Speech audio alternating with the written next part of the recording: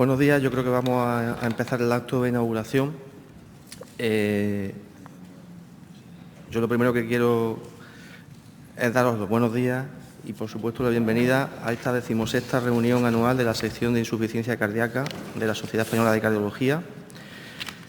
Como la mayor parte de vosotros sabéis, desde hace 16 años, los principales profesionales nacionales implicados en la atención a estos pacientes con insuficiencia cardíaca nos reunimos una vez al año y realizamos una puesta en común, una actualización en diagnóstico, en tratamiento de esta patología. No quisiera olvidar que esta reunión se originó gracias al entusiasmo de los grupos de trasplante cardíaco y que rápidamente se expandió, dando acogida a todos los profesionales que de una u otra manera se implican en el manejo de los pacientes con insuficiencia cardíaca. A día de hoy constituye el principal foro de debate nacional sobre insuficiencia cardíaca y cada año superamos el número de participantes, este año más de 700. Acoge no solo a cardiólogos, sino también a otros especialistas médicos implicados en el cuidado de estos pacientes, desde internistas geriatras, nutricionistas, intensivistas, médicos de urgencias, nefrólogos, neumólogos, rehabilitadores, paliativistas y sin olvidar a los imprescindibles equipos de atención primaria, a las gestoras de casos y enfermeras de enlace y a nuestras enfermeras y enfermeros especialistas en insuficiencia cardíaca, sin las cuales sería imposible ofrecer una atención y unos cuidados de calidad a nuestros pacientes. La insuficiencia cardíaca es un área de interés creciente en el campo de la cardiología, fruto de los avances terapéuticos que se han producido en los últimos 25 años, que permiten que nuestros pacientes vivan más y con mejor calidad de vida, pero también consecuencia de la tecnificación progresiva que se está produciendo en esta disciplina médica. No debemos olvidar que lo que más valoran nuestros pacientes, sobre todo en la fase avanzada de la enfermedad, son los cuidados personales y entrañables que les proporcionen un bienestar físico y sobre todo emocional. Y ninguna máquina será capaz de suplir nuestra labor en este sentido. Hay que enfatizar el problema que representa la insuficiencia cardíaca desde el punto de vista epidemiológico, con una prevalencia y una incidencia creciente de manera exponencial, fruto del envejecimiento poblacional, de la mayor exposición a factores de riesgo cardiovascular y a la mayor supervivencia de los pacientes que sufren un infarto de miocardio. También debemos recordar que la insuficiencia cardíaca es la causa más frecuente de ingreso en ancianos, que es la causa más frecuente de reingreso hospitalario y que el gasto sanitario, personal, psicológico y social que conlleva los ingresos es tremendo y tan grande que podría desbordar los sistemas sanitarios en pocas décadas. Por tanto, es preciso un cambio en el modelo asistencial de la insuficiencia cardíaca, que es el paradigma de patología crónica, enfatizando la importancia de programas multidisciplinares de atención, centrados en el paciente y desarrollando alternativas al ingreso clásico en caso de descompensación aguda, fomentando la educación y el autocuidado y con una participación activa y clave de los profesionales de la enfermería. Durante estos días realizaremos un repaso para el manejo global del paciente con insuficiencia cardíaca, desde el diagnóstico precoz hasta las técnicas terapéuticas más avanzadas, pasando por el manejo clínico en diferentes escenarios y entre diferentes etiologías. Para ello intervendrán especialistas de reconocido prestigio y además contaremos con autoridades mundiales en esta disciplina como los profesores McMurray, Mullens y Potena. Aprovechamos, como siempre, para que los grupos de trasplantes pongan su experiencia y trabajo del último año, que se plasmará en el Registro Nacional de Trasplante Cardíaco, del que tan orgullosos nos sentimos por ser modelo y envidia de sistemas sanitarios teóricamente más avanzados que el nuestro. Y aprovecharemos para dar a conocer los resultados preliminares del Registro Nacional de Asistencias Mecánicas Circulatorias.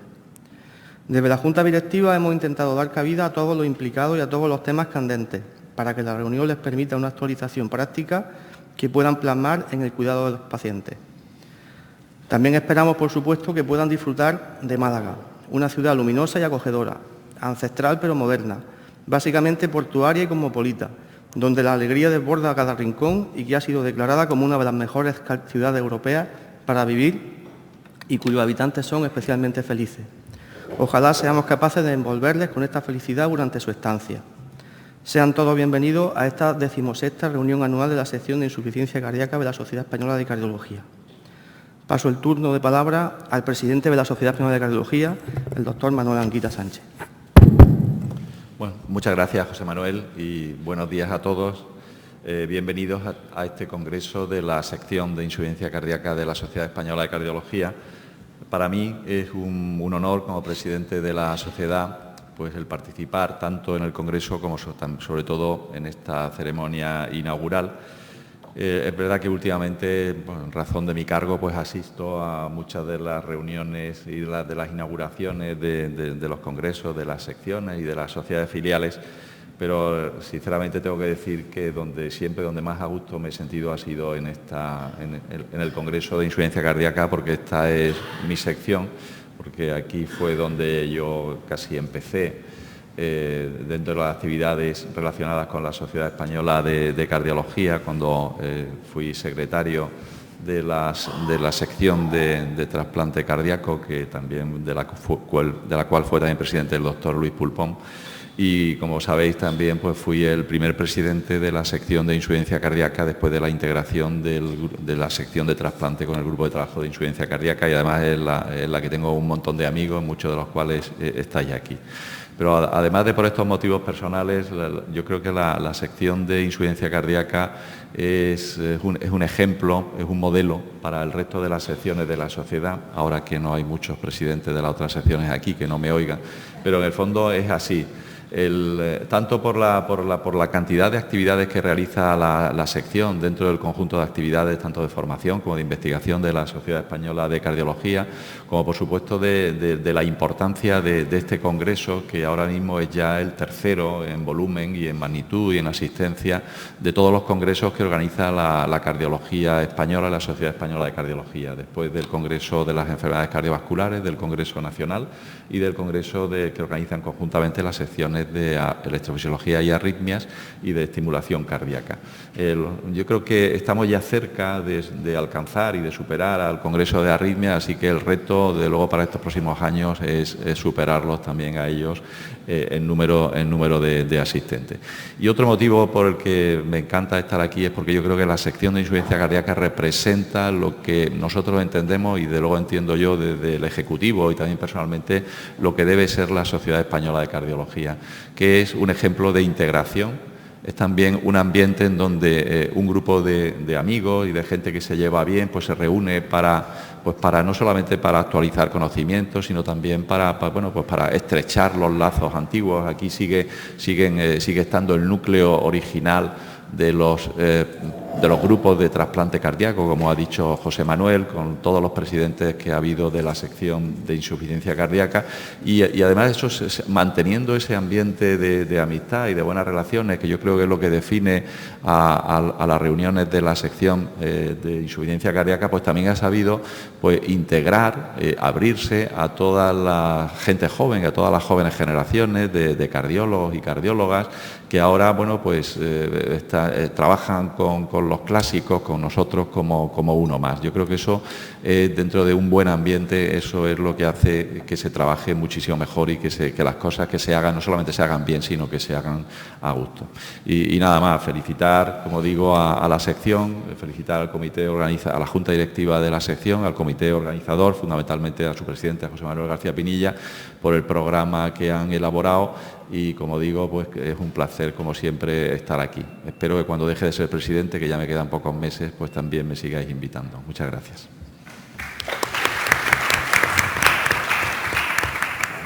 Bueno, seguidamente pasamos el turno al doctor Rafael Hidalgo, que es el director del Plan Integral de las Cardiopatías de Andalucía. Muchas gracias, José Manuel. Buenos días. Cada año más de 100.000 altas de todo el Sistema Nacional de Salud lo son por insuficiencia cardíaca. Es el motivo de alta hospitalaria más frecuente de entre todas las enfermedades cardiovasculares, y además la tasa de crecimiento es superior al 5% anual. Casi 20.000 de estas 100.000 altas son de pacientes andaluces. Esto, de alguna forma, es el precio, como decía José Manuel, que pagamos por realmente la mejora pronóstica, la mejora de los índices de mortalidad, junto con el aumento de la esperanza de vida y la cronicidad. La insuficiencia cardíaca es el estadio final o el desarrollo o el común denominador evolutivo de muchas enfermedades, y es responsable de una morbimortalidad muy elevada, de un consumo de recursos elevado y de un porcentaje muy elevado de reingresos. En nuestra comunidad los indicadores son 2-3 puntos más desfavorables que en la media, debido a diversas cuestiones, de las que están pues, los factores de riesgo, los índices socioeconómicos, etcétera. Por tanto, yo creo que la pregunta clave es ¿qué podemos hacer? ¿Qué podemos hacer para revertir esta situación? Yo creo que las acciones deben de venir desde varios frentes, o desde varios puntos, profesionales, sociedades científicas y administración sanitaria. Yo creo que los esfuerzos deben de intensificarse y sumar esfuerzos. Yo creo que el empuje de los profesionales, como en tantos campos, ha ido creando dispositivos, han ido creándose consultas monográficas de insuficiencia cardíaca, unidades de día, diferentes dispositivos que mejoran el proceso de atención. Las sociedades científicas también han hecho programas específicos, la nuestra pues ha hecho el programa, o creó el programa SEScalidad, que tiene distintos subprocesos y que de alguna forma lo que pretende es estandarizar y mejorar el proceso de atención a los pacientes con insuficiencia cardíaca. Y a nivel del Ministerio de Sanidad, pues recientemente se ha retomado y relanzado lo que es la estrategia de salud cardiovascular, y uno de sus 4 pilares fundamentales es la insuficiencia cardíaca. Por lo tanto, desde muchos ángulos se están promoviendo acciones importantes para mejorar la situación. Desde el Plan Integral de Cardiopatías, pues después de la consecución o de la adopción de la implantación del Código Infarto andaluz y de la adopción de un modelo retributivo del proceso de atención, el CODINFA, que ha supuesto una mejora del tratamiento del infarto agudo de miocardio, la máxima prioridad en este momento es la de articular una red de atención a la insuficiencia cardíaca en la comunidad y también una red de rehabilitación cardíaca, ¿no? Yo creo que tenemos un trabajo previo muy importante. Los grupos de trabajo desde la Sociedad Andaluza de Cardiología ya hicieron una labor muy importante.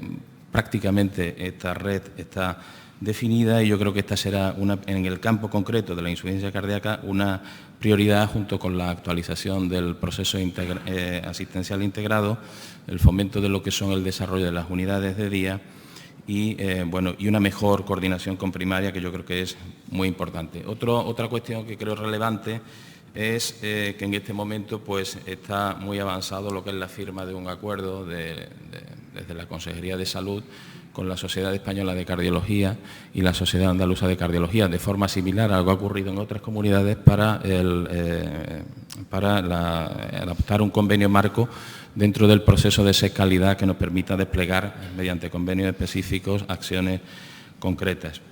Yo quiero felicitar al presidente del comité organizador, a todo el comité organizador, el doctor García Pinilla, por haber sido capaz de confeccionar un programa del Congreso que creo que es realmente brillante, haber sido capaz de convocar a más de 700 profesionales del país.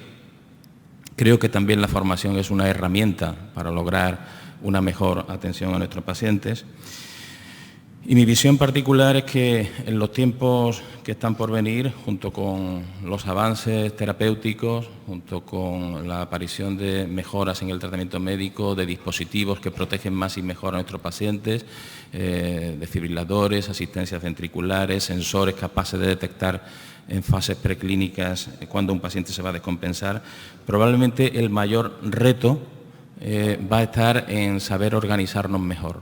Yo creo que las mejoras en la organización sanitaria, y tenemos muchos ejemplos a lo largo del país, es decir, incluso con los mismos recursos, con un recurso X, independientemente, según cómo nos coordinemos todos los profesionales que estamos involucrados, cardiólogos, internistas, médicos de atención primaria, urgencias, enfermería, según cómo nos coordinemos hay un impacto en la salud. Yo creo que ser capaces de definir cuál es el mejor modelo de atención va a ser el auténtico reto en los próximos tiempos. Por lo tanto, para concluir, desde el Plan Integral creo que tenemos una oportunidad importante de ir hacia una propuesta o concretar una propuesta de red andaluza de insuficiencia cardíaca que mejore la atención que prestamos a nuestros pacientes y que esto, lógicamente, pues redunde en una mejora de los indicadores y de los resultados en salud. Muchas gracias. Bien, y finalmente tenemos el placer de contar con don Miguel Moreno Verdugo, que es el director gerente del Servicio Andaluz de Salud y al que vamos a ceder el honor de inaugurar la reunión. Muy bien, muy buenos días. Presidente del comité organizador, doctor José Manuel García Pinilla, presidente de la Sociedad Española de Cardiología, Manuel Anguita, y director del PICA, del Plan Andaluz, don Rafael García Hidalgo. Y muchísimas gracias a todos los presentes por estar aquí, porque de alguna manera los considero casi héroes. Si me han dicho que había 700 inscritos y aquí pues no llegamos ni 50, 60 personas, pues hay que agradecerle efusivamente el hecho de que se encuentren en esta inauguración del Congreso, ¿no? Yo, en primer lugar, como malagueño de adopción, aunque soy de un pueblo de Cádiz que se llama Olvera, pero mis niños son malagueños y mi mujer son malagueñas, y estudié aquí en la Facultad de Ciencias Económicas y Empresariales hace ya 35 años. Pues llevo 35 años casi viviendo en Málaga, aunque mis destinos profesionales me han hecho vivir en Denia, vivir en Granada, en Baza, en Guadix, en Madrid, en Toledo.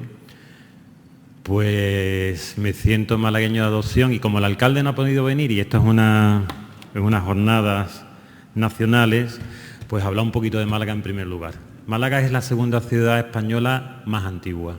La primera es Cádiz, aproximadamente en 1100 años antes de Cristo fue cuando se sabe que existen los primeros restos históricos. En Málaga, aproximadamente 800 años antes de Cristo. Los restos históricos más importantes se encuentran, lo digo por si van ustedes a visitarlo, en los sótanos del Museo Picasso, que está en la calle San Agustín. Cuando se inaugura el Museo Picasso, cuando se construye el Museo Picasso, Málaga, digamos que se detecta 100 años más de antigüedad de la ciudad, ¿no? Porque los restos históricos más antiguos estaban en la desembocadura del Guadalhorce, que también pueden visitarlo, una ciudad fenicia de 700 años antes de Cristo, pues se encontraron restos de 100 ánforas de 100 años más de antigüedad, 800. Esa es la Málaga fenicia. Después tenemos la Málaga romana, en la calle Alcazabilla, con el teatro romano, el tercer teatro romano mejor conservado de España. Tenemos restos musulmanes con la Alcazaba y con el castillo de Gibralfaro, traducido sería el castillo de la ciudad. La Alcazaba de Málaga, gran desconocida, tiene unos restos históricos tremendamente importantes y se da la paradoja, que no lo es, que tiene 3 murallas defensivas hacia la ciudad y 2 murallas defensivas hacia el mar. Es decir, los califas musulmanes de los reinos de Taifa, que las construyeron en el siglo XI y principios del XII, tenían mucho más miedo a los habitantes de la ciudad que a los que venían del mar, ¿no? Porque hay tres zonas de muralla hacia la ciudad, ¿no? Tenemos la Málaga renacentista, después de los Reyes Católicos, con la catedral inacabada. Nos falta una torre, yo soy de los que soy partidario de terminar la catedral porque está inacabada. Aquí hay una gran lucha entre distintos sectores malagueños por los que consideramos que tiene que seguir, los que consideran que tiene que seguir siendo la manquita, frente a los que consideran que hay que terminarla, porque aparte de la torre le falta el tejado, le faltan como 25 esculturas y un montón de pináculos. Y sin tejado es que hay goteras, en la catedral hay goteras en Málaga, porque le falta el tejado, claro. Es un tejado 2 aguas que estaba diseñado. Tenemos la Málaga barroca, con iglesias tan importantes como la de Santiago, San Pedro, que está aquí muy cerca, o la de San Juan.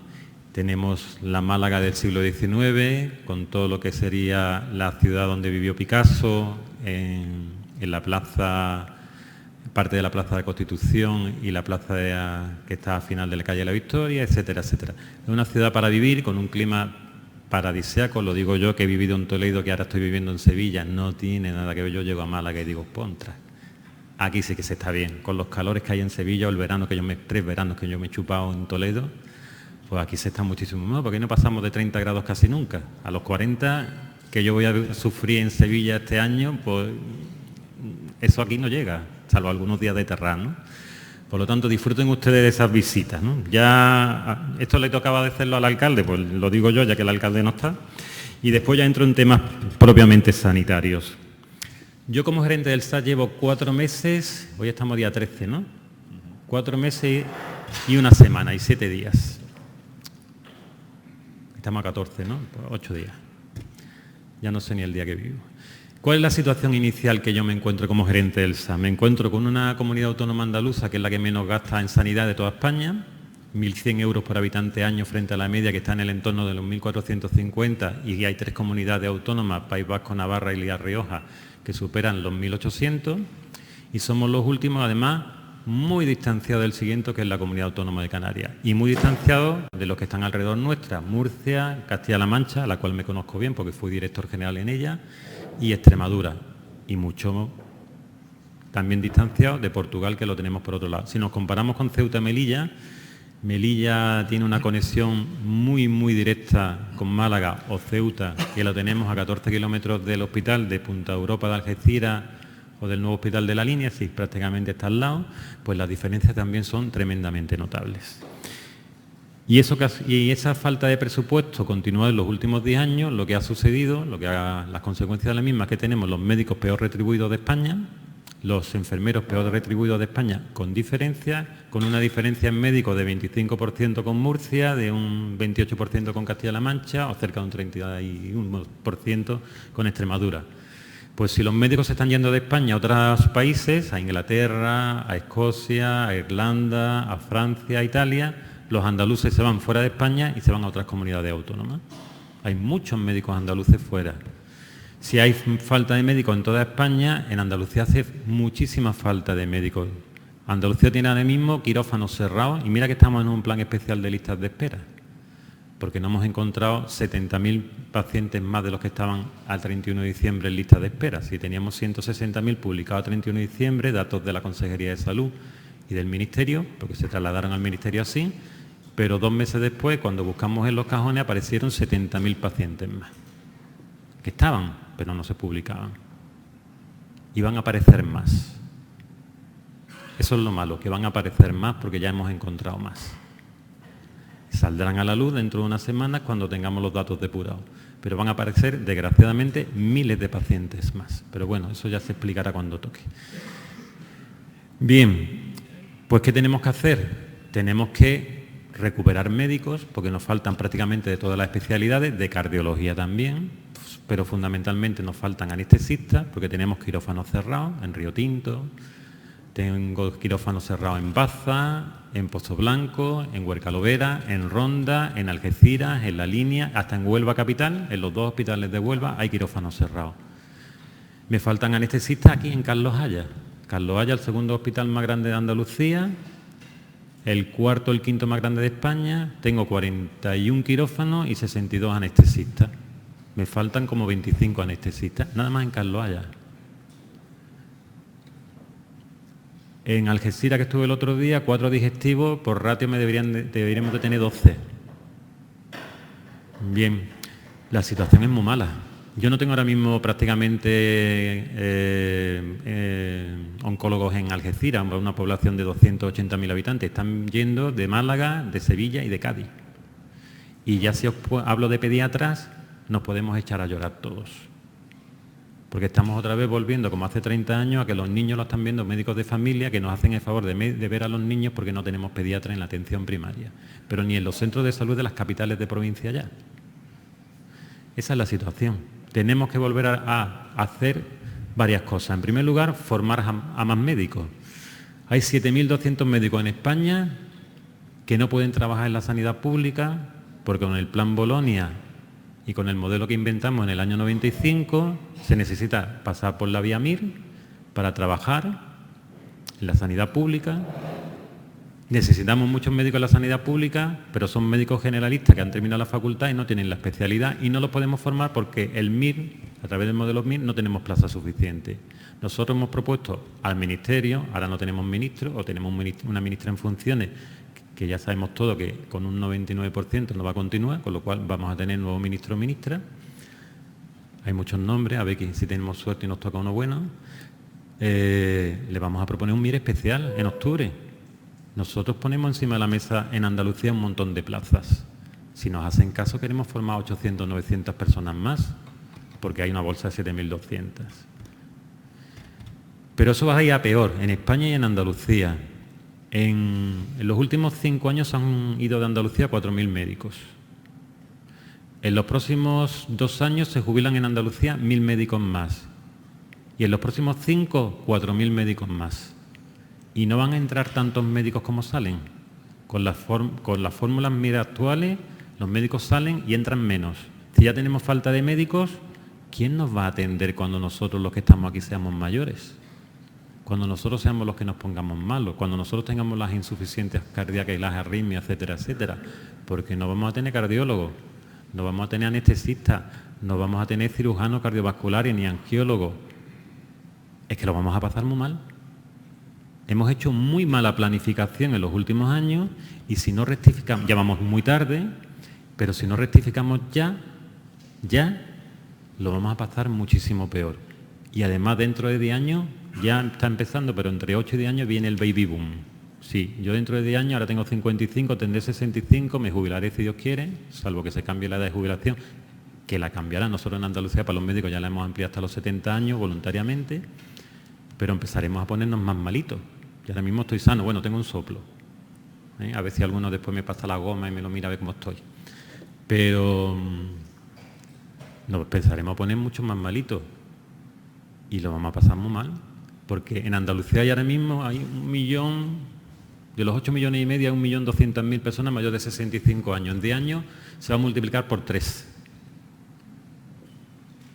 Con menos médicos, menos enfermeros, porque en enfermería vamos a tener problemas también de aquí a 5 años.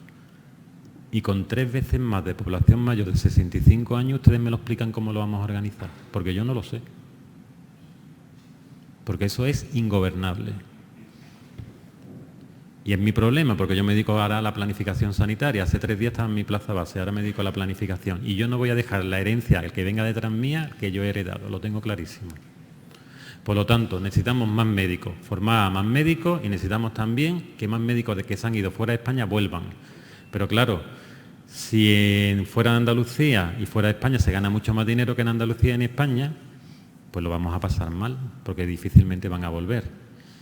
Y si en Andalucía cobramos un 25 o un 30% menos que las comunidades autónomas que están a nuestro alrededor, que nos están haciendo competencia, porque nos estamos haciendo competencia entre todos nosotros, pues no van a volver tampoco. Y si en Andalucía hacíamos lo que se estaba haciendo hasta hace 2 meses, que era hacer nombramientos eventuales a tiempo parcial, hasta de un 25% de jornada, pero de un día, de 2 días y de 3 días, sin dar estabilidad ninguna, los MIR que recién terminaban, pues se van. Si en otro sitio le dan más estabilidad y encima cobran hasta un 25, un 30% más, y yo tengo 28 años, 27 años, 25 años y tengo todavía mi vida por hacer, me voy a Madrid, me voy a Toledo, me voy a Barcelona o me voy a Santiago de Compostela. Y si me tengo que ir a Caen, pues me voy a Caen. Digo lo de Caen porque hay un grupo de 25 médicos de atención primaria andaluces que viven en Caen, que estamos yendo a por ellos, sí. Hemos ido a decirles que se vuelvan a Andalucía. Es que allí hay 25, lo tenemos localizado. Están saliendo médicos de Baleares y de Ibiza, de familias, por el tema del idioma y no se están viniendo a Andalucía. Se me están quedando en Murcia, porque dice que ganan más. Y hemos contactado con ellos, hasta 40. No, se me han venido 2. Los otros 38 se han quedado en Murcia. Claro, ganan un 30% más, un 28% más. Tenemos que subir las retribuciones a los médicos andaluces y no competir entre las comunidades autónomas. Y formar a muchísimos más médicos y darle mucha más estabilidad. Si no hacemos todo eso, lo vamos a pasar muy, muy mal. ¿Y cuál es el futuro? Pues el futuro, si nos vamos a encontrar con una población tremendamente envejecida, con mucha comorbilidad, con una alta tasa de supervivencia y con una esperanza de vida cada vez más alta, pues vamos a tener también que tomar medidas. Si seguimos trabajando como trabajamos hasta ahora, con el modelo de hospital de agudo, con un modelo sanitario basado en hospital de agudo, como se inventó en el siglo XIX, en la seguridad social alemana, en la época de von Bismarck, vamos muy mal, porque estamos en el siglo XXI. Ni la población es la del siglo XIX, ni la esperanza de vida es la del siglo XIX, y por lo tanto no podemos organizar los hospitales y la asistencia sanitaria como en el siglo XIX, que es como la tenemos ahora mismo organizada. Los hospitales, las 2.500 plazas que hay en Andalucía aproximadamente, están diseñadas para atender a pacientes agudos. Pero más de la mitad de los pacientes que ingresan en los hospitales son crónicos. Algo falla. El otro día le pregunté al gerente del Macarena por qué tenía el 105% de ocupación en su hospital. Y me dijo, porque tengo 230 pacientes ingresados en medicina interna, 180 en cama y el resto en ectópico. Le digo, ¿y cuántos son crónicos? Dice, todos. Digo, ¿qué está pasando? ¿Qué pasa con la atención primaria? Que no me funciona. Hablo con la de atención primaria. Es que el hospital funciona muy mal. Estamos peleando entre la atención primaria y los hospitales. No nos comunicamos muy mal. Incluso en las áreas de gestión sanitaria, que en Andalucía hay 14, en noviembre se abrió la 15, en el hospital en la área de Úbeda, ni siquiera en la área de gestión sanitaria, la atención primaria se habla con los hospitales. Menos todavía con los servicios sociales. Si me da tiempo, no me quiero enrollar mucho, me gustaría hablar también de las relaciones con los servicios sociales, que son pésimas. Y los pacientes, usuarios, son los mismos y no nos hablamos con ellos. Pero me voy a centrar en crónicos. O montamos un buen modelo de crónicos o nos vamos todos al desastre. Hay 20.000, el director del PICA acaba de decir 100.000 altas en España y 20.000 altas en Andalucía. Eso para mí es una mina. Porque esas 20.000 altas en Andalucía se tienen que convertir en cero. Quiero 20.000 menos pacientes ingresados en Andalucía del procedente de insuficiencia cardíaca, porque si se trataran bien en primaria y nos coordináramos bien con los médicos de atención primaria, se reduciría sustancialmente. Esas 20.000 altas multiplicadas por las estancias de esas 20.000, pues son a lo mejor 300.000 estancias. 300.000 estancias evitables en Andalucía son muchas camas menos.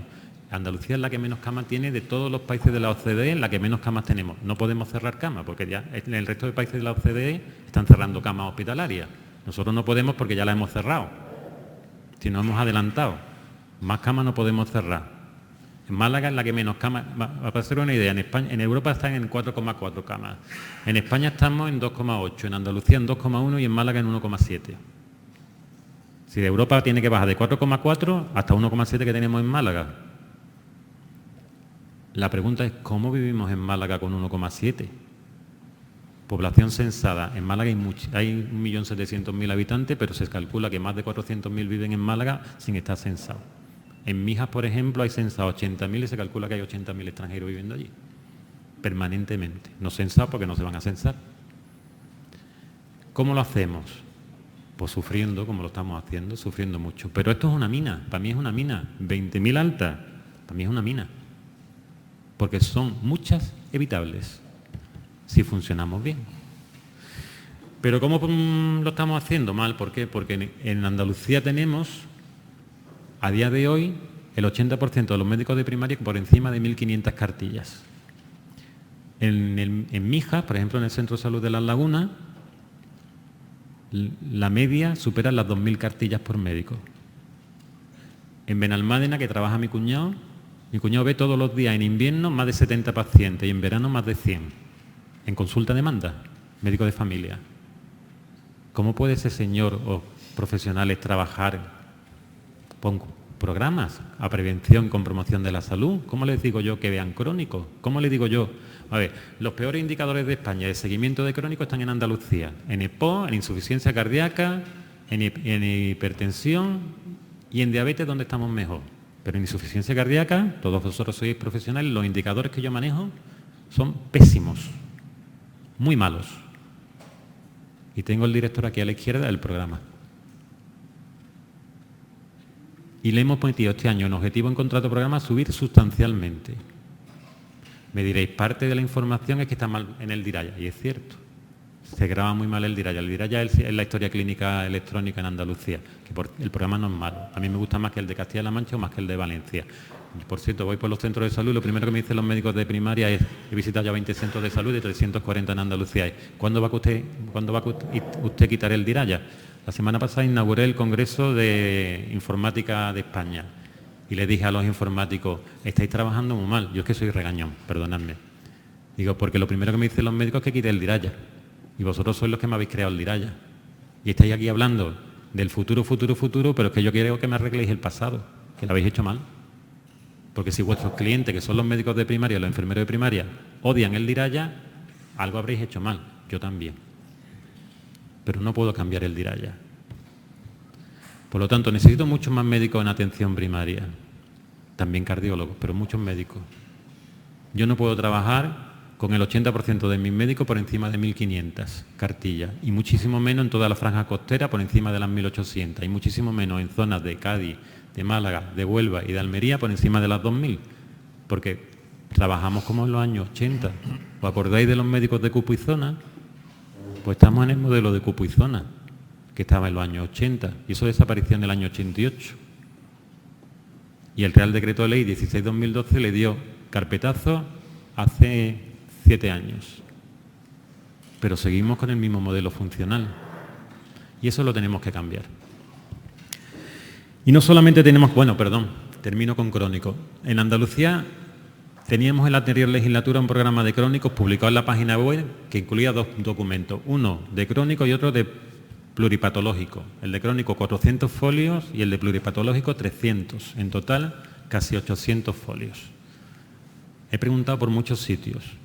¿Alguno de vosotros se lo ha leído? Está publicado en la página web, ¿eh? En primaria nadie. No sé si alguno de la mesa se lo habrá leído. Yo no me lo voy a leer. ¿Pero alguien piensa de verdad que podemos implementar un programa con 800 folios? Pero si eso es inhumano. Uno, el de crónico, 800 folios. Eso es inhumano. Si no tenemos tiempo para nada, nosotros vamos a implementar un programa de crónico muchísimo más fácil, muchísimo más implementable para los profesionales y para los pacientes.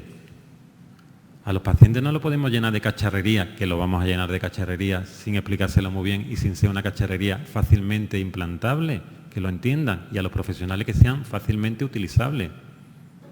No voy a explicar el programa de crónico aquí, porque no tengo tiempo, porque ya me estoy alargando mucho, pero vamos a hacer uno que se puede implementar y lo vamos a empezar a hacer a partir de julio, del mes que viene.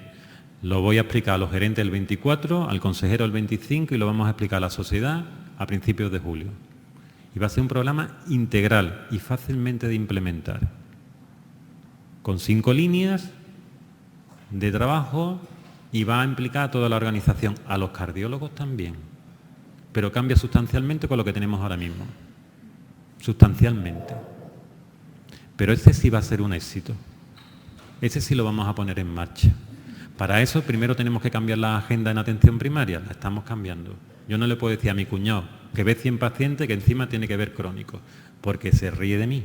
Bueno, ya se ha reído, porque como lo veo los fines de semana, les cuento las cosas y me dice: Miguel, vas a fracasar. ¿Cómo yo voy a ver 100? Ahora voy a empezar a ver 100 pacientes en Benalmádena y me va a decir tú ahora que vas a implantar no sé qué historia de crónicos. Se van a hinchar de reír de ti los médicos de primaria, y es verdad. Tenemos que hacer cosas previamente para implantar cosas nuevas. Y lo vamos a hacer. Y por último, 2 cuestiones. Administración sanitaria somos todos. Los que estáis ahí sentados y los que estamos aquí. Vamos a cambiar el chip. Cuando yo voy a un banco y hablo con el cajero, para mí el cajero es el banco. Cuando yo hablo con un médico, como paciente, para mí la administración es el médico, porque representa para mí la administración. Ustedes son administración lo mismo que soy yo. Y cuando yo estaba en mi puesto base era administración, y cuando soy gerente del SAS soy administración. Ahora estoy en puesto directivo. Y ustedes están puestos base, cargos intermedios o puestos directivos, los que estén, pero son administración. Porque de cara al ciudadano son administración. Y en segundo lugar, humanización. Tenemos que tratar a los pacientes como personas. En el Servicio Andaluz de Salud tenemos un libro de estilo desde el año 2002, que nadie tampoco se ha leído. Porque me gustaría saber, los que son andaluces, si algunos habéis leído el libro de estilo del Servicio Andaluz de Salud. Es obligatorio y hay que aplicarlo. Y yo lo he preguntado por muchos sitios, yo me lo he leído. Pero ¿quién se lo ha leído? Hablamos mucho de humanización, tenemos muchos documentos publicados, pero nadie se lee los papeles. Vamos a tratar a los pacientes como hemos dicho que lo vamos a tratar. Tenemos publicado un libro de estilo, vamos a tratarlo como hemos dicho que. Y simplemente humanizar es tratar a los pacientes con educación, como tratamos a nuestras familias, como tratamos a nuestras familias cuando los paseamos por los hospitales. Yo siempre, cuando me preguntan qué es eso de la alta resolución, eso de la alta resolución, que yo siempre digo lo mismo: tratar a nuestros pacientes como tratamos a nuestros recomendados. Todos tenemos recomendado. Yo ahora como directivo, como alto directivo, no tengo recomendado, no me puedo permitir ese lujo, pero por base yo he recomendado a un montón de gente. ¿Y qué cuando estaba en mi puesto base? Ahora no lo puedo hacer. ¿Y qué es eso? Si lo sabemos hacer todo. Coger al recomendado, hacerle la analítica, llevarlo a rayos, hablar con el amigo cardiólogo, meterlo en la consulta de Strangi, hacerle la prueba al ecocardiógrafo, lo que toque en ese momento, volverlo a llevar al cardiólogo y en el mismo día sale con su diagnóstico y con su tratamiento y además a la semana siguiente tu amigo cardiólogo lo vuelve a ver. Eso es como tratamos a los recomendados, nada de listas de espera. Eso es alta resolución. Pues tratemos a todos los pacientes como recomendados, si sabemos hacerlo. ¿Tan difícil es? Es muy difícil. Pero eso es la alta resolución y en Andalucía vamos a ir hacia la alta resolución. Cuando yo dejé de ser de directivo de Carlos Haya en el año 2004, el índice de alta resolución en Carlos Haya estaba en el entorno del 40%, ahora no llega al 10%. Hemos ido para atrás. La cirugía mayor ambulatoria, a vosotros afecta poco, estaba por encima del 60%. Yo he puesto este año como objetivo en Andalucía el 75%. Pero estamos por debajo del 50%. Hemos ido para atrás. ¿Qué nos pasa? Tenemos que dar mucha caña en muchos aspectos. Y como me estoy comiendo demasiado tiempo, ya toca cerrar, agradecer la visita de todos ustedes aquí, que vuestro trabajo sea muy fructífero, que avancéis mucho en técnicas nuevas y novedosas, que aprendáis mucho, que repercutáis sobre vuestras organizaciones, sobre vuestros servicios, sobre vuestros centros sanitarios, los conocimientos que aquí adquiráis, copiando al mejor o estableciendo nuevas técnicas, que coordinéis mucho con la atención primaria. La clave en el futuro está en la atención primaria y que todo esto sea al final beneficioso para los pacientes. Tenemos unos retos de futuro muy grandes, presente y futuro, y tenemos que entre todos conseguirlo. Muchísimas gracias y declaro por inaugurado esta jornada.